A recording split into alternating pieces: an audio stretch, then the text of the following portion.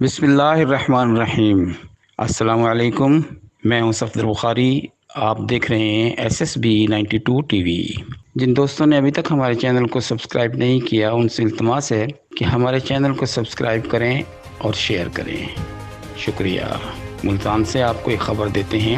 Corona سے بچاؤ بارے SOPs پر عمل نہ کرنے والی ٹرانسپورٹ کمپنیوں کے خلاف کریک ڈاؤن جاری ہے۔ ڈپٹی کمشنر ملتان عامر خٹک کی ہدایت پر ملتان سے دوسرے شہروں کو جانے والی SOPs کے خلاف ورزی کرنے پر درجنوں گاڑیوں کو تھانے میں بند کر دیا گیا ہے، جبکہ SOPs کی معمولی خلاف ورزی پر متعدد گاڑیوں کو ہزاروں روپے جرمانے بھی کیا ہے۔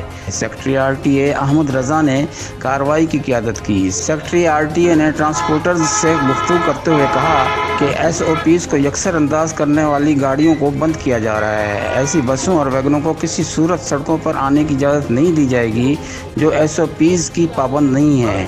انہوں نے واضح کیا کہ تمام ٹرانسپورٹرز مسافروں کو ماسک لگانے کا پابند بنائیں اور نو ماسک نو سروس پالیسی کے تحت ماسک نہ لگانے والے شہریوں کو ٹرانسپورٹ سروس فراہم کرنے سے انکار کر دیا جائے۔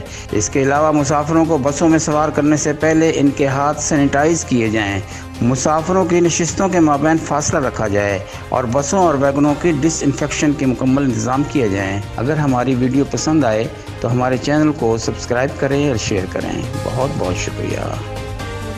SSB 92 T V Multan.